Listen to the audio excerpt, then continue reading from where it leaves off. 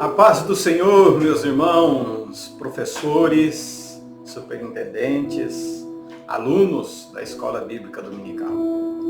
Feliz com vocês de novo aqui para mais uma aula. Estão prontos? Eu vou pedir a paciência de vocês neste momento, porque essa aula é um pouquinho mais demorada, tá? Ela é bem extensa, como é a primeira lição, nós vamos nos estender um pouquinho mais, nós vamos ter bastante assunto, tá? Um tema maravilhoso que nós vamos estar estudando, vou colocar na tela inteira para vocês verem aí. Olha aí, tema do trimestre, a igreja eleita, redimida pelo sangue de Cristo, selada com o Espírito Santo da promessa. É um subsídio da carta aos Efésios que nós vamos fazer, como sempre tenho falado para vocês. Carta aos Efésios, saudações aos destinatários, né? E aí começa a nossa lição desse trimestre maravilhoso. Dividido em 13 lições durante o trimestre. Primeira lição, Carta aos Efésios, saudação ao destinatário, como eu coloquei ali atrás no outro slide. A sublimidade das bênçãos espirituais em Cristo, eleição e predestinação. Essa é uma lição que vai dar o que falar, mas vai ser muita bênção de Deus. A iluminação espiritual do crente, libertos do pecado para uma nova vida em Cristo, a condição dos gentios sem Deus, edificado sobre o fundamento dos apóstolos e dos profetas, o mistério da unidade revelado, a intercessão pelos Efésios, atributos da unidade da fé, humildade, mansidão e longanimidade, a conduta do crente em relação à família e, por último, a batalha espiritual e as armas do crente. Essas são as lições que nós vamos ver durante esse segundo trimestre de 2020. Vai ser uma bênção, uma maravilha de Deus. O primeiro trimestre já foi magnífico e cada um é melhor do que o outro. Pense bem, não é mais um trimestre, é o trimestre, tá? Que nós vamos estar aqui estudando a palavra de Deus. Vamos lá? Textual. A vós graça e paz da parte de Deus, nosso Pai, e do Senhor Jesus Cristo. Efésios capítulo 1, versículo 12. A verdade prática diz o seguinte: a epístola aos Efésios revela o propósito eterno de Deus para a igreja de Cristo. Ponto central. Em Efésios, Jesus Cristo é a cabeça, ou o cabeça. Tanto faz aí, enfim, ele é a cabeça do corpo e a igreja o seu corpo. Por isso que está ali, ele é a cabeça e a igreja seu corpo. Objetivo geral, mostrar que o professor vai ter no domingo, claro, né? Nós não comentamos a lição, mas o objetivo geral é mostrar o propósito divino nas epístolas aos Efésios. E os objetivos específicos, apresentar a autoria e data da epístola, identificar para quem foi dirigida a epístola aos Efésios, explicar o propósito e a mensagem contida na epístola aos Efésios. Então essa é a missão do professor no próximo domingo, tá? Ele vai ter como objetivo isso aí. Vamos em frente, que a lição é grande. Vamos já na introdução. Esta carta aos Efésios, claro, resume as boas novas da graça de Deus em Jesus Cristo, enfatizando que ela é tanto para os gentios como para os judeus. A seguir, ela apresenta instruções específicas sobre como os crentes fiéis devem viver. Então, nós temos uma carta aqui aos Efésios. Ela resume as boas novas da graça. Ela fala sobre a salvação não por obras, mas ela fala sobre a salvação através da fé. Efésios 2, 8 e 9, nós vamos ver isso. A salvação é um dom de Deus por meio de fé. Então, é um presente que Deus nos dá. Ela apresenta as instruções específicas, ela mostra que essa carta tanto é para quem é judeu quanto para quem não é judeu. Vamos em frente. Vamos fazer aqui o primeiro ponto, uma visão geral da carta aos Efésios. Autoria indiscutivelmente, né, já começa com o próprio autor, ele se apresentando. O próprio Paulo se identifica claramente como autor dessa Epístola Universal. Não há dúvida quanto à sua autoria. Nós vemos Efésios 1 e 15, 3 e 1 a 13, por esta carta eu quem? Paulo, apóstolo de Jesus Cristo, rogo-vos, pois eu, preso do Senhor, Efésios 4 e 1, e por fim, para que me seja dada no abrir da minha boca, Efésios 6 e 19. Nós vemos que não há dúvida quanto à autoria desta carta, não há nenhum questionamento. Vamos para frente. Ainda na autoria da carta, esta é uma das 4 epístolas da prisão. Paulo escreveu quando estava na prisão. Quando detento em Roma, as outras foram Filipenses, Colossenses e Filemão. Você faz o apanhado se você quiser, já falei e volto a repetir de novo. Precisou desse slide? Vai lá no YouTube ou no Face, eu vou deixar postado nos dois. Curta, compartilhe, divulgue. Deixe lá seu e-mail, tá? Pastor, meu e-mail é esse, eu gostaria de receber o slide. E eu envio para você. Se você quiser mudar essa autoria aí, se você quiser tirar, colocar alguma coisa sua, quiser modificar, meu irmão, esteja à vontade. Esse material vai ser inteiramente de sua propriedade, tá bom? Essas, junto com Efésios, essas 3 cartas Paulo escreve na prisão.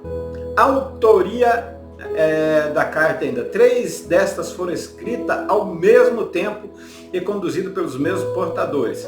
Além dele escrever, ao mesmo tempo, foram as mesmas pessoas que levaram a carta. Nós temos ali Efésios 6 e 21, quando ele fala de Tíquico, irmão amado e fiel ministro do Senhor, vos informará de tudo. Além de levar a carta, além dele chegar lá e conduzir essa carta aos irmãos e entregar ao seu destinatário, ainda ele passou algumas informações. Colossenses e Filemão. Outra carta que não existe, né, que muita gente comenta e é falada, é a de Colossenses. Ele cita lá em Colossenses 4 e 16. Mas enfim, essa daí se perdeu por um propósito, digamos assim, divino, que não era para ser revelada mesmo. Para frente, a data da carta. A carta foi escrita na prisão, em Roma. Nós temos a referência em Atos 28, 16 a 31. Talvez entre 60 e 62 depois de Cristo. Você pode achar alguma data também dizendo que ela foi escrita em 65, não é o problema. Vamos colocar de 60 a 65 depois de Cristo. E portanto, mencionada com frequência como a epístola da prisão, juntamente com Filipenses, Colossenses e Filemão. Outros comentaristas pensam que a data provável da escrita de Efésios ocorreu por volta dos anos 61 e 62. Não temos assim uma data do ano exato da escrita dessa carta. O certo é que ela foi escrita na década de 60 depois de Cristo. Cidade de Éfeso. Como que era a cidade de Éfeso? Era a capital da província romana na Ásia, costa da Ásia Menor, atual Turquia. Se você for no mapa mundi lá, você vai localizar essa cidade. Na época de Paulo, Éfeso era a 4ª maior cidade do Império Romano, com população de 500 mil pessoas. Pensa, hoje seria, digamos aí, né, em comparação, claro, hoje seria Curitiba, Porto Alegre, talvez até próximo mesmo de São Paulo, né? Muitas pessoas visitavam a cidade para conhecer o famoso templo de Ártemis, né?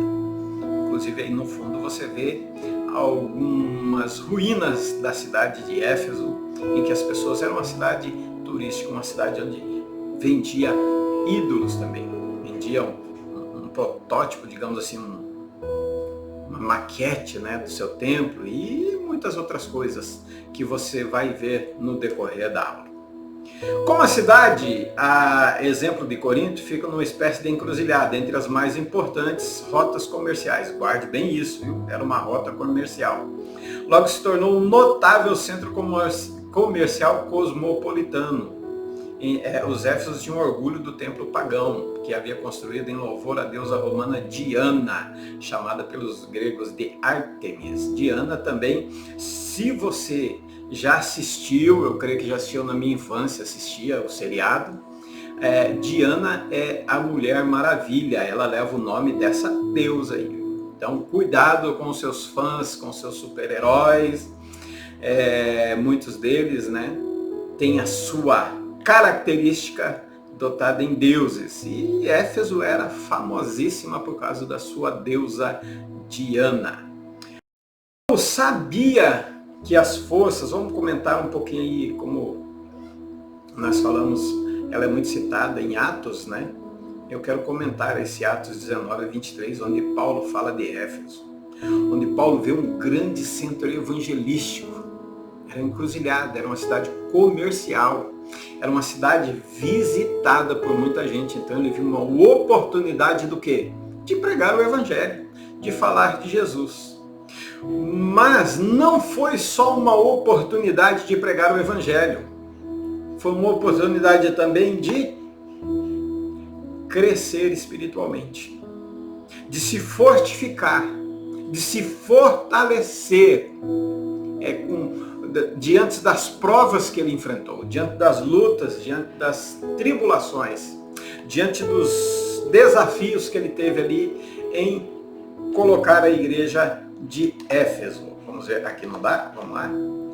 Paulo sabia que as forças do inimigo estavam reunidas para tentar parar a sua evangelização. Paulo estava pronto para enfrentar uma grande batalha que seria registrada na carta de Coríntios. Então, se você ver Coríntios capítulo 1, de 9 a 13, você vai ver o quanto contribuiu para que Paulo tivesse uma estrutura para aguentar em Coríntios. Ele relata lá, vamos dar uma olhadinha em Coríntios capítulo 4, versículo de 9 a 13. Não vamos ler todos, vamos ler só uma partezinha aqui para você entender como foi difícil evangelizar a cidade de Éfeso. De 9 a 13 diz assim, portanto, a mim parece que Deus nos colocou, a nós os apóstolos, em último lugar, como condenados à morte, pois viemos a ser como um espetáculo para o mundo, tanto diante dos anjos como dos seres humanos. Nós somos loucos por causa de Cristo, todavia vós sois os sábios em Cristo. Nós somos os fracos por causa de Cristo, mas vós sois fortes. Vós sois respeitados, contudo nós somos desprezados. Até hoje estamos passando fome, sede e necessidade de roupas. Somos afrontados e esbofeteados e não temos morada certa. Nos afadigamos de trabalhar arduamente com as próprias mãos. Quando somos ofendidos, abençoamos. Quando somos perseguidos, não revidamos. Quando caluniado, respondemos fraternalmente. Até esse momento somos considerados a escória da humanidade e lixo do mundo. Era assim que ele vivia na cidade de Éfeso. Agora viria o combate contra as feras. Olhe bem como ele relata essa pregação, essa igreja em Éfeso. Mas ele estava revestido da armadura de Deus, porque em Coríntios ele passou necessidade. Em Coríntios, olha, ele diz que até hoje estamos passando fome, sede e necessidade. Pregar o evangelho genuíno nunca foi fácil. A cidade de Éfeso foi uma cidade que deu muito trabalho a Paulo. Mas Corinto também não ficou para trás, porque eles já tinham passado isso aqui lá em Éfeso. Agora veio o combate contra as feras. Olha o que diz 15:32. Dá uma olhada. Portanto, se foi simplesmente por razões humanas que lutei com feras em Éfeso, que lucro obtive isso? Ora, se somos mortos, não ressuscitamos? Comamos e bebamos, pois amanhã morreremos. Então você vê, olhe bem o que ele diz. Portanto, se foi simplesmente por razões humanas que lutei com feras em Éfeso, que lucro obtive isso? Talvez você esteja reclamando da sua vida, meio da situação que vivemos, né? Eu sempre estou citando nas aulas isso. Não é fácil, mas é Deus te preparando para algo que vai vir. E depois você vai dizer, rapaz, eu já lutei com fera. Eu já me revesti da armadura de Deus, então estou pronto para o combate. Em Éfeso, Áquila e Priscila arriscaram o seu pescoço em favor de Paulo. Pense, você nunca vai estar sozinho. Deus sempre vai indicar alguém para lhe auxiliar na pregação do Evangelho, a fazer a vontade dele. Quando você estiver na vontade de Deus, sempre vai ter alguém para lhe ajudar. Assim como em Filipos, o Evangelho triunfou sobre o negócio do ocultismo. Aqui houve uma vitória sobre mais um comércio que era contra as verdades bíblicas. Demétrio era a fonte, o artifício e grande exportador da cidade. Nós vemos que lá em Atos 16 e 9, Paulo ele triunfa sobre o ocultismo. Aqui ele triunfa sobre ídolos e o templo de Ártemis, ou de Diana. Então você vai ver que por trás da vida social da cidade há poderes que as controlam. Elas são controladas. Agiotagem, clubes noturnos, cartolagem, jogos, indústria religiosa, corrupção empresarial, prestadores de serviços superfaturados, tráfico de órgãos, tráfico de pessoas. Por trás da vida social das cidades há poderes que as controlam, escravidão profissional, injustiça políticas e ministeriais. Parece que Paulo escreveu para hoje, não para aquele dia, né? Mas é verdade, Paulo escreveu tanto para aquele dia quanto para hoje. Venda e compra de informações, negociação de todo tipo, de censura e de verdade. O verdadeiro profeta de Deus não teme enfrentá-la, nem morrer. Ele enfrentou uma assembleia. Porque nem morrer por amor. A verdade do Evangelho pode libertar os escravos desses poderes. É só a verdade do Evangelho, meu. Não tem outra forma. E Paulo sabia disso em Éfeso. Com a pregação de Paulo, os peregrinos que por superstições compravam a imagem do templo de Diana e os ourives que industrializavam as imagens prateadas ou douradas da deusa, né? Ou do Deus, da deusa ali do seu templo, estavam em perigo. Então o que acontece? Eles fazem uma assembleia, eles se reúnem e alguns empresários eram amigos de Paulo, não eram membros da sua igreja, mas eram amigos de Paulo. Ele diz, olha, lá em Atos 19 e 31 ou 30, ele diz assim, olha, é bom que vocês não vão para o teatro, é bom que vocês não se reúnem, não vá em tal lugar, porque lá é perigoso para você. Então Deus prepara pessoas, irmãos de dentro da igreja, que vão te apoiar, que vão te ajudar, que vão te fortalecer, mas Deus prepara de fora também. Então não tem uma situação que nós estamos vivendo, vai passar. Se já enfrentamos fera no passado, se já nos revestimos da armadura de Deus, é somente um detalhe o que está por vir. Os destinatários. Essa magnífica epístola aos Efésios foi evidentemente endereçada à igreja de Éfeso. Atos 19, você vai encontrar ali. Mas também para as igrejas vizinhas. A omissão da expressão em Éfeso 1 e 1, em dois dos manuscritos mais antigos, nessa sua tradução aí está escrito aos irmãos em Éfeso. Mas nos mais antigos manuscritos, nós temos lá, sugere que não tem esse em Éfeso, mas só Éfeso. Em dois dos manuscritos sugere que os primeiros copistas evitaram situar a carta. Não tem esse em Éfeso, pois seria lida também em outras igrejas da região vizinha. Hoje nós vemos ali, mesmo que tenha em Éfeso, nós sabemos que essa carta também foi escrita para nós no presente momento. Que nós precisamos ouvir esse Evangelho, que nós precisamos nos revestir da armadura de Deus, que nós precisamos acreditar que a fé é um dom de Deus, que a salvação é um dom de Deus, de fé e não das nossas obras. Para que se fosse pelas minhas obras, o sacrifício de Cristo era em vão. Em 9 ocasiões da carta de Éfeso, Paulo dirige-se aos leitores chamando-os de santo. Pedro escreve em 1 Pedro capítulo 1, 16, ele diz assim, sede santos, Deus falando com o povo, fala, sede santo porque eu, o Senhor, sou santo. Não é como eu sou santo, mas sede santo porque eu sou santo. Então ele se refere aos destinatários como santos que estão em Éfeso? E o vosso amor para com todos os santos? E quais as riquezas da sua glória e herança nos santos? Mas os concidadãos dos santos, 9 vezes, ele se refere a esses destinatários como santos no Senhor. Querendo o aperfeiçoamento dos santos, como convém os santos, vigiando nisso toda a perseverança e súplica por todos os santos.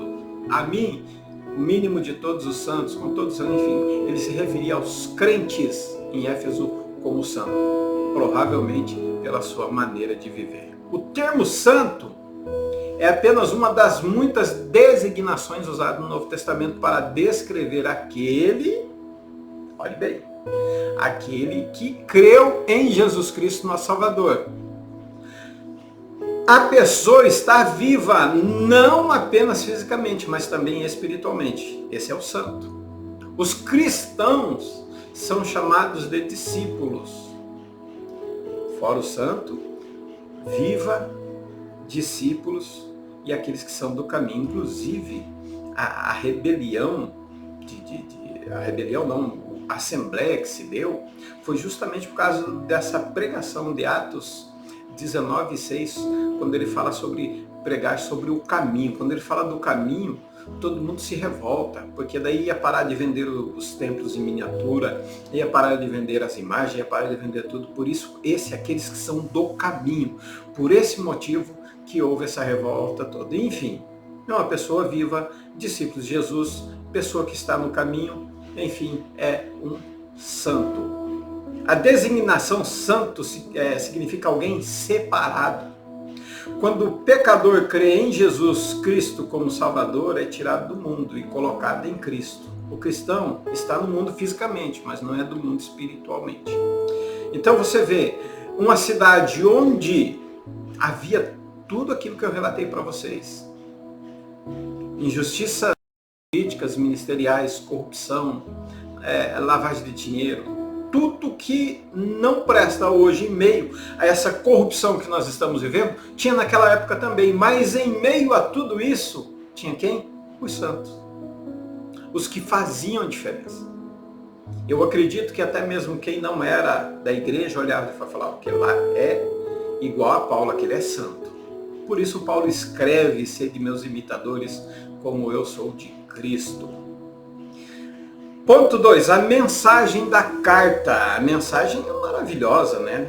Talvez mais do que qualquer outro livro do Novo Testamento, a carta aos Efésios está repleta de gratidão, graça salvadora que Deus exigiu aos que creem em Jesus Cristo.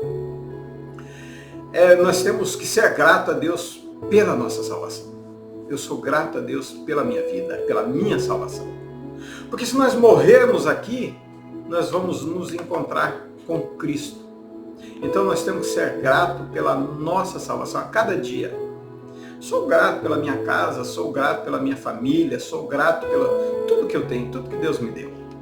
Mas a nossa gratidão principal tem que ser em relação à salvação. Nós precisamos ser gratos por essa salvação maravilhosa que Ele nos deu. Louvor pela graça de Deus. Somente pela graça de Deus os cristãos são escolhidos, perdoados, chamados à sua família, feitos filhos de Deus, recebem as bênçãos eternas e o dom do seu Espírito Santo para marcá-los como pertencente a Ele para sempre. Efésios capítulo 1, de 3 a 14. Louvor pela graça. A salvação nunca pode ser considerada como algo que é conquistado. Ela é um presente, é um dom. Efésios 2:9. Como resultado, os cristãos sabem que devem louvar a Deus para sempre pela sua maravilhosa graça. Eles não podem deixar de fazer isto, pois devem tudo a Ele. Nós não podemos deixar de louvar a Deus. Nós não podemos deixar de glorificar a Deus. Nós não podemos deixar de adorá-lo mesmo em qualquer situação. Nós temos que ser igual a Abacuque, capítulo 3, versículo 16, 15, 16, 17, 18 para frente. Ainda que não exista nada, está sem salário, está sem comida aí, Está sem uma provisão? A luz venceu? A água venceu? Não é uma situação atípica hoje, é de muita gente. Mas nós temos que louvar a Deus sempre. Se Ele nos der tudo isso, nós vamos louvar a Deus. Se Ele não der, nós vamos louvar pela sua maravilhosa graça. Não podem deixar de fazer isso, pois nós devemos tudo a Ele. A natureza condenada dos seres humanos, por que nós devemos louvar a Ele? Olha a percepção da graça que permeia 3 capítulos de Efésios. São 6 capítulos. 3, a metade deles é sobre, ela permeia, ela fala sobre a graça. Ainda maior pela ênfase contrastante de Paulo no pecado e no juízo de Deus por ele. Olha a nossa situação, meus irmãos. Olha a nossa situação. Deu um errinho aqui, mas nós já consertamos. Só um minutinho que nós já consertamos esse errinho. Isso, prontinho. Apertei um botão errado aqui, mas tudo bem, vamos em frente. A natureza condenada dos seres humanos. O que é verdade a respeito dos seus vetores é que é verdade a respeito de todos, uma vez que a natureza, por natureza, todos estão sob o juízo de Deus. Efésios 2, 1 e 3 e versículo 12. Uma das passagens mais fortes do Novo Testamento sobre como os seres humanos estavam perdidos, estavam separados de Cristo. Condição dos gentios, nossa condição.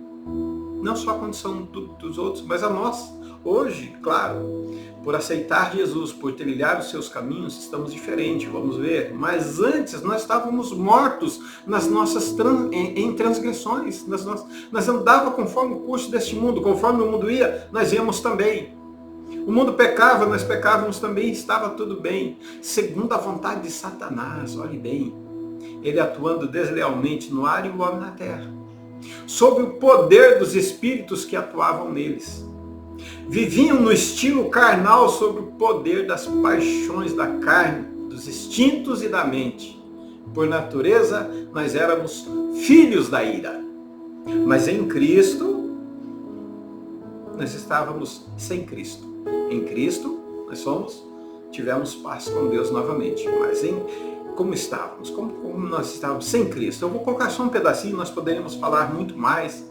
Eu poderia explanar muito mais esse assunto. Mas vamos falar só um pouquinho de como nós estávamos. Quem sabe, numa outra pregação, num outro estudo, eu fale como nós estávamos sem Cristo. Deus era inalcançável. Inalterável. Ele Gênesis 6:3, não contenderá para sempre o meu espírito para o homem. Eu vou matar todo mundo, eu vou acabar com a raça humana. Graças a Deus, ele achou graça em Noé. Inalterável. Se não fosse Cristo, ele era inalterável, ele tinha destruído até Noé. Imutável. Ele não ia mudar. Ele ia destruir, ele ia acabar com a humanidade. Não sei o que ele faria depois, mas ele ia acabar com a humanidade. Inacessível. Nós só temos acesso a ele através de Cristo. Intangível. Como que nós íamos tocar? Como que o ser humano ia tocar a Cristo? Como que o apóstolo João ia deitar a sua cabeça no peito do Senhor? Inaudível. Moisés era um intercessor entre Deus e o povo, então jamais o povo escutaria Deus. O povo tinha medo. Quando foi para subir o monte, o povo ficou com medo. Falou, não, vai você, Moisés. Você fala e passe para nós e nós vamos atender. Inconciliável. 3:3. Meu Deus, nós estaríamos sem comunhão com Israel, sem conserto ou promessa, sem esperança, sem Deus no mundo. Estaríamos totalmente perdidos. Na realidade, nem existiríamos. Vamos ser sinceros um com o outro. A natureza condenada, as novas condições apresentadas por Deus. Riqueza de misericórdia, grande amor. Amor já atuante da parte de Deus. João 3:16. Porque Deus amou o mundo de uma tal maneira que deu seu Filho unigênito para que todo aquele que nele crê não pereça, mas tenha vida eterna. A unidade da igreja, dentro de Efésios, fala sobre A natureza condenada fala sobre as novas condições, também fala da unidade. Paulo escreve em 1 Coríntios capítulo 12 sobre o corpo de Cristo, sobre sermos um só corpo. Com sua ênfase no espantoso plano de Deus, incluir os gentios na sua família. Éfeso nos lembra que as distinções étnicas não significam nada para Deus. Não deveriam significar nada para o povo de Deus. Não tem preto, branco, azul, amarelo, verde, cor-de-rosa. Não tem. Não há gregos, judeus ou gentios. Não há nada. Há a igreja, o corpo de Cristo. Como Deus uniu pessoas de todas as origens étnicas em sua igreja. Veja Efésios 2, 14 a 17. Os cristãos devem responder acolhendo uns aos outros em humildade, graça e amor. Será que eu tenho tido humildade para receber esses irmãos no mesmo nível que eu? Será que eu tenho tido graça de Deus? Será que eu tenho amor pelos irmãos? Receber eles da mesma forma que eu gostaria de ser recebido. Sem considerar as diferenças étnicas. A identidade de uma pessoa é definida apenas pela fé dessa pessoa em Cristo. Na igreja é assim. Será que eu tenho tratado eles como meus irmãos igualmente? Pense a respeito. Usando a linguagem elevada e figuras notáveis, o apóstolo diz que a igreja completa Cristo, o qual completa todas as coisas do universo inteiro. Efésios 1 e 23. Olha que maravilha. A igreja completa Cristo e Cristo completa a igreja e todas as coisas do universo, porque ele é o cabeça. Eu sei, ele não precisa, eu sempre falo, ele não precisa de nós, mas ele não quer sem nós.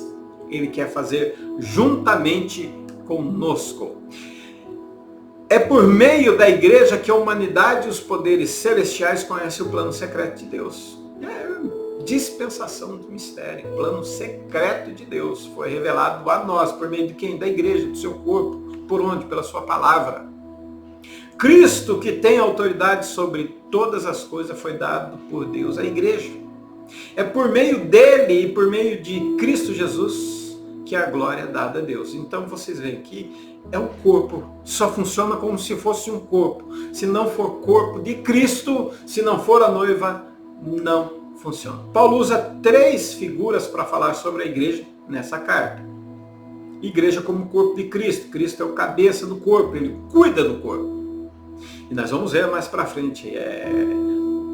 Vós marido, né, amai as vossas esposas. Isso aí, para a última aula, se eu não me falho, a penúltima aula, a de número 12. Tá?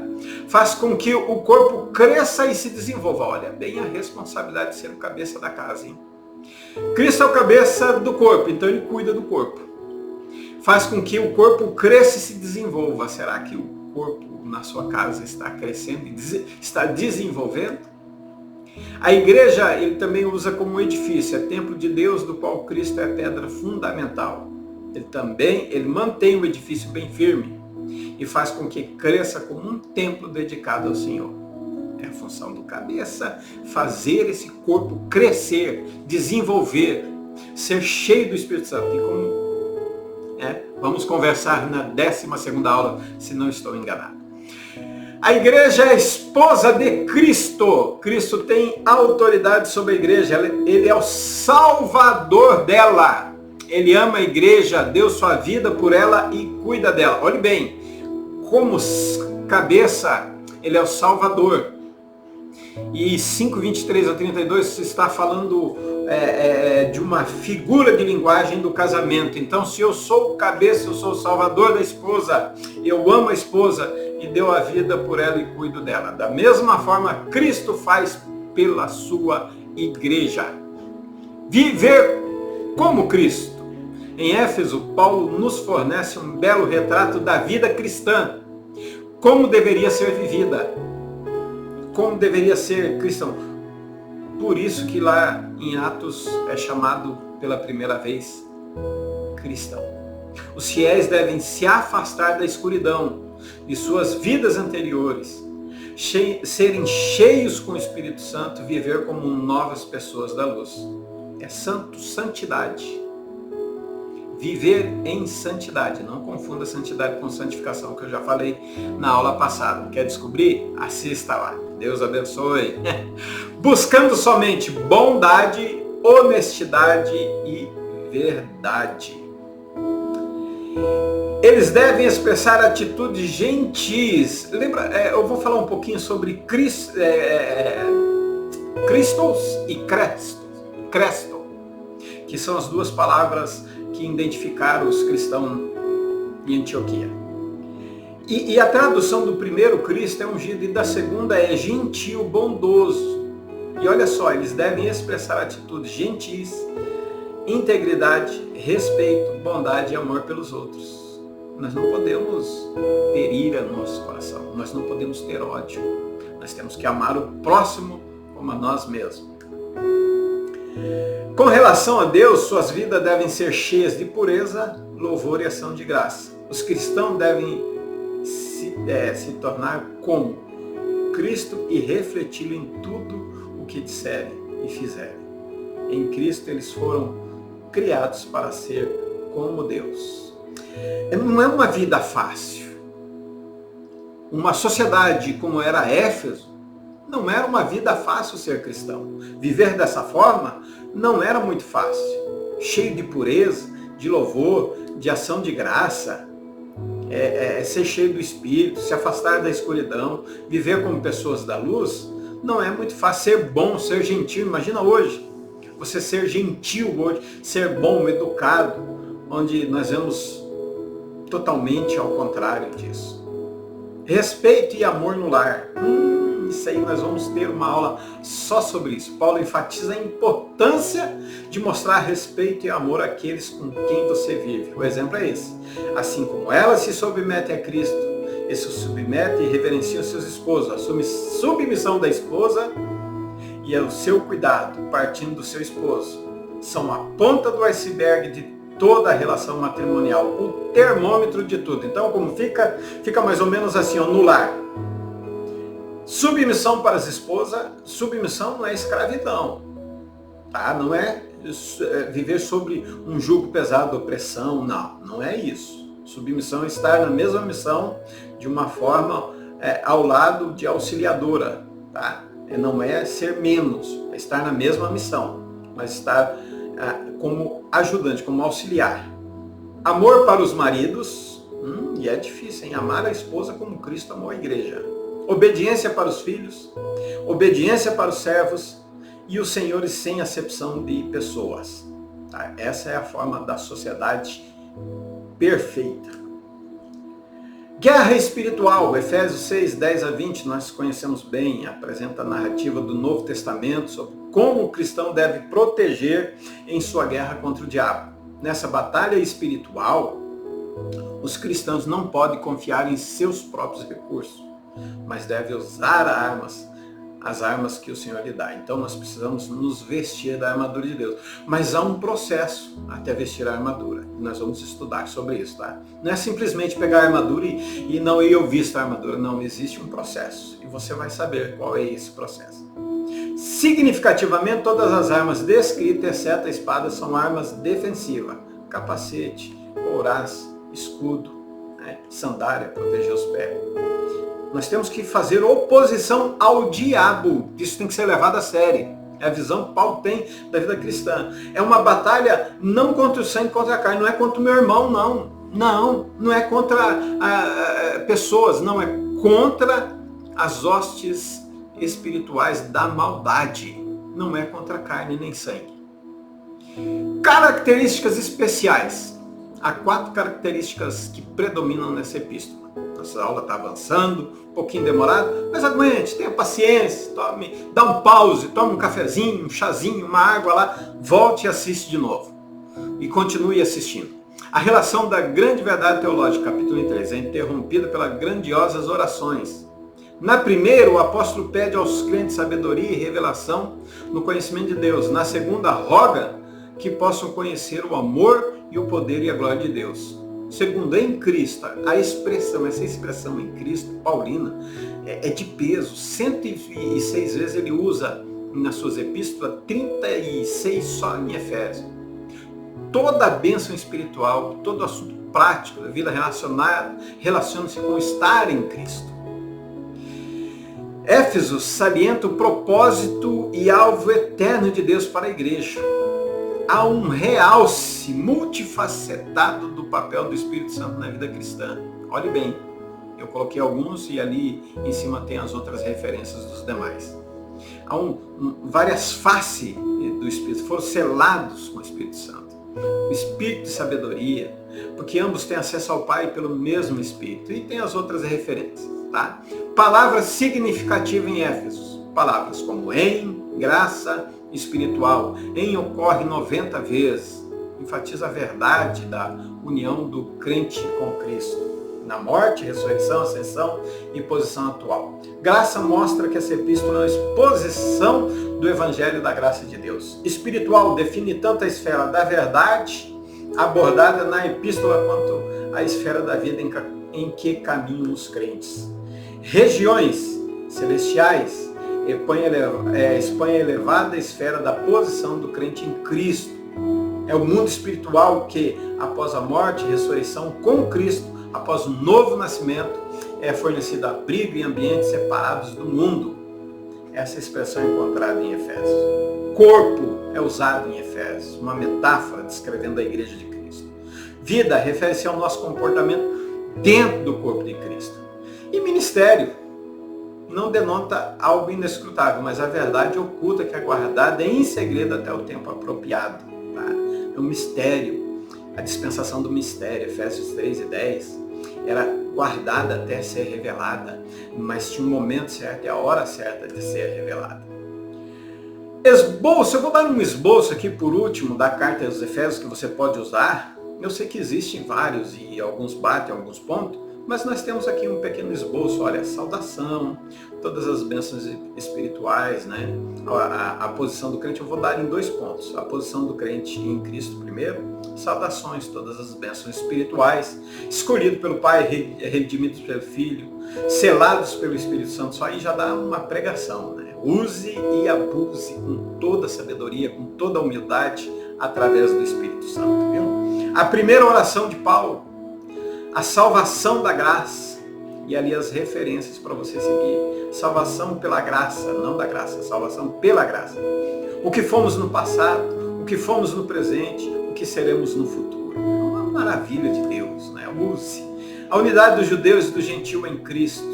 O que os gentios eram sem Cristo, um só corpo, um só edifício.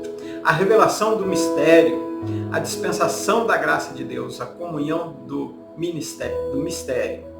A segunda oração de Paulo. Conduta do crente, dentro do esboço. Falamos primeiro sobre a posição do crente em relação a Cristo, a conduta do crente no mundo. Caminhada digna, unidade do Espírito, dom de Cristo, unidade da fé do conhecimento. B. A caminhada diferente, descrição da caminhada do gentil, o despojar do velho e revestir do novo, a aplicação prática. A caminhada do amor, andando em amor, andando na luz, isso é a conduta do crente. A caminhada sábia, sendo circunspectos, sendo cheios do Espírito, regozijo e ação de graça, submissão relacionada às práticas, esposa, maridos, filhos, pais, servos e senhores. Tudo isso é um esboço, a caminhada cristã, a guerra, você pode usar dentro da escola dominical, você pode usar no culto de terça-feira, isso fica a seu critério. Oração por todos os santos e por Paulo. Saudações finais. Esse aí é um esboço da carta de Paulo que eu tenho a entregar para você, que você use de uma forma boa nas suas aulas, no seu culto, onde você quiser. Próxima aula, a sublimidade das bênçãos espirituais em Cristo. No dia 12 de abril de 2020, nós vamos estar aqui de novo, trazendo uma aula para você, para que você possa aprender e eu juntamente aprender com você. Mas ainda tem mais uma coisinha, rapidinho. Nós vamos falar sobre eleição e predestinação. A primeira aula eu vou gravar dia 4 de abril, vou postar ela já gravada. tá? Não vamos, é simplesmente para te dar uma luz, uma direção aonde você vai caminhar na terceira aula, tá bom? Que Deus abençoe a sua vida, que Deus abençoe você, que Deus abençoe a sua família. Fique na paz do Senhor Jesus.